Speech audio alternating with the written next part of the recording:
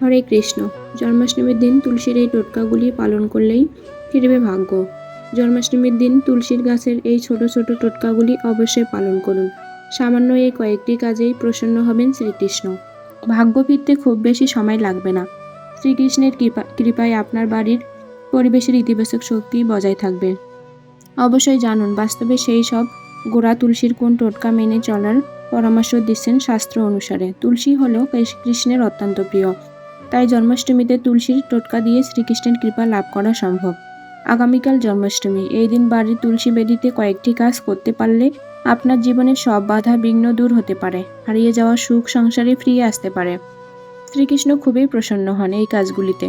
আগামীকাল 16ই আগস্ট জন্মাষ্টমী, তবে তিথি শুরু আজ রাত 11:49 আর তিথি থাকবে আগামীকাল রাত 9:34 পর্যন্ত। সেই কারণে আগামীকাল 16ই আগস্ট পালিত হবে জন্মাষ্টমী, ভগবান বিষ্ণুর অষ্টম অবতার শ্রীকৃষ্ণ। ভাদ্র মাসে অষ্টমী তিথিতে রোহিণী নক্ষত্রে জন্ম হয়েছিল ভগবান কৃষ্ণের। সেই কারণে এই দিনটি পালিত হবে শ্রীকৃষ্ণের জন্মাষ্টমী হিসেবে। অবশ্যই জেনে নিন এই দিন তুলসীর টোটকাগুলি পালনে শুভ ফল মিলবে। বাড়িতে আনুন তুলসী গাছ। আপনার বাড়িতে থাকা তুলসী গাছগুলো যদি শুকিয়ে যায় তাহলে জন্মাষ্টমীতে একটি তুলসী গাছ অবশ্যই আনুন। এর ফলে আপনার সংসারে পজিটিভ এনার্জি বজায় থাকবে। বাড়ির উত্তর পূর্ব দিকে তুলসী গাছ স্থাপন করা শুভ। প্রতিদিন ওই গাছে পূজা করুন, মা লক্ষ্মীর আগমন ঘটবে আপনার সংসারে। তুলসী গাছের নিচে প্রদীপ জ্বালিয়ে এই মন্ত্র জপ করুন। জন্মাষ্টমীর রাতে যেমন গোপালের আরাধনা করবেন, সেই সময় তুলসী গাছের গোড়ায় অবশ্যই একটি প্রদীপ জ্বালিয়ে নিন। এই প্রদীপ জ্বালানোর সময় বলুন ওম নমো ভগবতে বাসুদেবায় মন্ত্র উচ্চারণ করুন। এর ফলে আপনার দিকে মুখ ফিরিয়ে চাইবেন ভগবান শ্রীকৃষ্ণ। সংসারের সুখ সম্পদের দরজা খুলিয়ে যাবে। তুলসী গাছ প্রদক্ষিণ করুন। জন্মাষ্টমীর সকালে স্নান সেরে তুলসী গাছে জল নিবেদন করুন। তারপর 11 বার তুলসী প্রদক্ষিণ করুন এবং প্রদক্ষিণ করতে করতে আপনার মনের ইচ্ছা প্রকাশ করুন।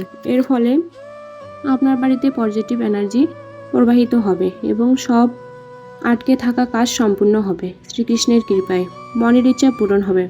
তুলসীর মালা নিবেদন করুন। জন্মাষ্টমীতে শ্রীকৃষ্ণ অথবা লাড্ডু গোপালকে তুলসীর মালা নিবেদন করা অত্যন্ত শুভ। এর ফলে জীবনের সব সমস্যা দূর করা সম্ভব। জন্মাষ্টমীর দিন কানহাকে তুলসীর মালা নিবেদন করলে খুশি হবেন তিনি।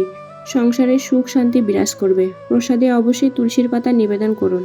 জন্মাষ্টমীতে শ্রীকৃষ্ণকে যে ভোগ নিবেদন করলে অবশ্যই যিনি তুলসী পাতা দেওয়া থাকে। জন্মাষ্টমীতে শ্রীকৃষ্ণকে যে ভোগ নিবেদন করলে অবশ্যই যেন তুলসী পাতা দেওয়া থাকে। তুলসী পাতা ছাড়া জন্মাষ্টমীর ভোগ একেবারেই অসম্পূর্ণ। প্রসাদে তুলসী পাতা দিলে সহজে তুষ্ট হন শ্রীকৃষ্ণ এবং ভক্তদের মনের আশা পূরণ করেন। তুলসী গাছের কাছে শঙ্খ রাখুন। শঙ্খ ও তুলসী এই দুই কৃষ্ণের অত্যন্ত প্রিয়।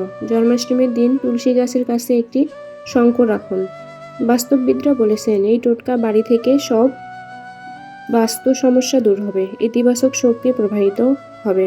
বাড়ির পরিবেশে আপনি যদি জ্যোতিষশাস্ত্র বা বাস্তুশাস্ত্র বিশ্বাসী হয়ে থাকেন তাহলে জন্মাষ্টমীর দিন অবশ্যই তুলসী গাছের সহজ টোটকাগুলি মানুন। হরে কৃষ্ণ।